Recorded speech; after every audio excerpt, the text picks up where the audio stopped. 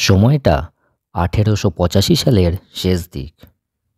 ঠাকুর শ্রী রামকৃষ্ণদেবের শরীর বেশ খারাপ, কারণ তার গলরোগ। তার উপর প্রচণ্ড ঠান্ডাও পড়েছে সেই বছর। ঠাকুরের চিকিৎসার সুবিধার জন্য শ্রীযুক্ত গোপাল ঘোষ মহাশয়ের কাশীপুরের বাগানবাড়িতে ঠাকুরকে নিয়ে আসা হয়েছে। বাড়িটি বেশ বড় এবং খোলামেলা।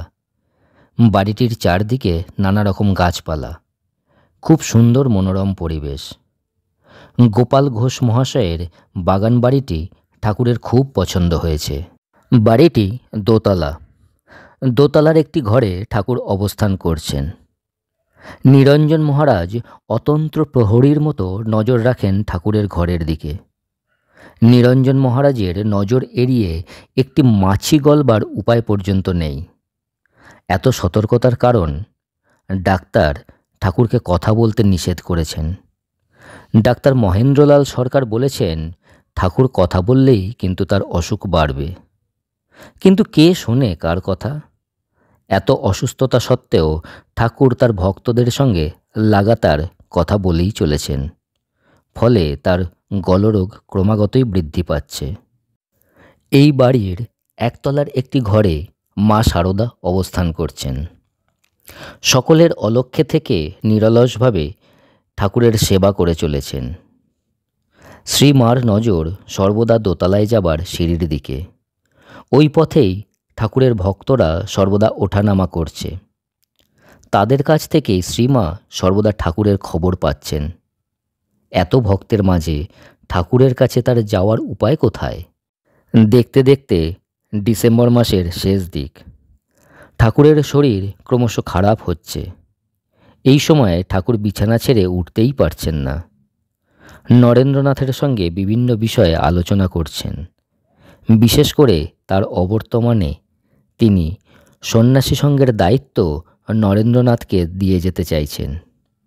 কিন্তু তার গলার স্বর দিন দিন ক্ষীণ হয়ে আসছে।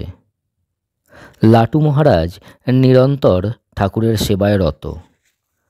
যখনই ঠাকুরের কোনো কিছুর প্রয়োজন পড়ছে, লাটু মহারাজ তখনই ঠাকুরকে সাহায্য করছেন। এইভাবেই দিন কাটছে। যত দিন যেতে লাগলো, ঠাকুরের শরীর ক্রমশ খারাপ হতে লাগলো। আশা এক প্রকার নেই বললেই চলে। শুধুমাত্র একজন, ঠাকুরের ভক্ত নাট্যাচার্য গিরিশ ঘোষ। তার বক্তব্য, ঢং করছে ঠাকুর, অসুখের ঢং করছে ঠাকুর, ঢং। গিরিশ ঘোষ সকলকে বলে বেড়াচ্ছেন, ঠাকুরের শুধুমাত্র মুখের কথায় সমস্ত অসুখ সেরে যাবে। ঠাকুর বলা মাত্র দুরারোগ্য ক্যান্সার পর্যন্ত ভালো হয়ে যাবে। গিরিশ ঘোষের এইসব কথা সকলের মুখে মুখে ঠাকুরের কানেও পৌঁছেছে। 1886 সালের 1 জানুয়ারি। ওই দিন ঠাকুরের শরীর একটু ভালো। ঠাকুর কারোর সাথে দেখা করছেন না জানা সত্ত্বেও দূর দূরান্ত হতে বহু ভক্ত ওই দিন কাশীপুরের বাগান বাড়িতে এসে উপস্থিত হয়েছেন। যদি ঠাকুরের একটি বার দর্শন পাওয়া যায়, তারা ধন্য হয়ে যাবেন। এই আশায় বহু ভক্ত কাশীপুরের বাগান বাড়িতে ভিড় করেছেন। ভক্তদের এই মনের বাসনা ভক্তবৎসল ঠাকুরের কিন্তু অজানা নয়।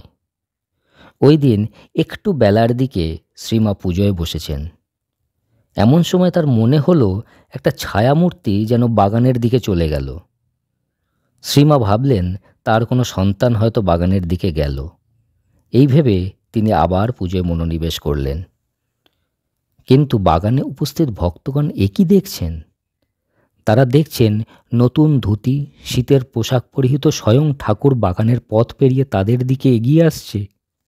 ঠাকুরকে এভাবে এগিয়ে আসতে দেখে তারা ব্যাকুল হয়ে ওঠেন। সবার সামনে গিরিশ ঘোষকে দাঁড়িয়ে থাকতে দেখে ঠাকুর নিজেকে দেখিয়ে গিরিশ ঘোষকে জিজ্ঞাসা করলেন, গিরিশ, তুমি এর মধ্যে এমন কি দেখলে যে সবাইকে যাতা বলে বেড়াচ্ছ? গিরিশ করজোড়ে ঠাকুরের পদতলে বসে বললেন, ব্যাস বাল্মীকি যার কুল কিনারা করতে পারেনি, আমি তার কি করব? এই কথা শুনে সমবেত ভক্তবৃন্দ সমবেত কণ্ঠে বলে ওঠেন, সাধু সাধু। এরপর ঠাকুর যার যা চাওয়ার আছে তা চাইতে বলেন। কেউ চাইল অর্থ, কেউ বা মোক্ষ, সবাই নিজের ইচ্ছামতো যা চাওয়ার তাই চাইল। সেই দিন ঠাকুর অকাতরে সকলকে তার কৃপা বিলিয়ে সবার শেষে দিলেন তার অসীম কৃপামৃত। তিনি সকল ভক্তগণের উদ্দেশ্যে বললেন, তোমাদের চৈতন্য হোক। 1886 সালের 1 জানুয়ারি অকাতরে কৃপামৃত বিলি করে ঠাকুর সেই যে শয্যা গ্রহণ করলেন, তারপর আর তিনি বিছানা ছেড়ে উঠতে পারেননি। ঠাকুর বলেছেন, সন্ন্যাসী ভক্তরা তো ঈশ্বর লাভ করবেই, কিন্তু যারা সংসারে থেকে ঈশ্বর ভজনা করে তারা তো বীর ভক্ত। বহু অবতার পৃথিবীতে অবতীর্ণ হয়েছেন, কিন্তু এমন কথা কেউ কখনো বলেননি। তাই তো ঠাকুর অবতার বরিষ্ঠ। আজ ঠাকুরের কাছে প্রার্থনা করি, ঠাকুর আমাদের জ্ঞান দাও, বিবেক দাও, বৈরাগ্য দাও, মানবিকতা দাও, আমাদের মানুষ করো।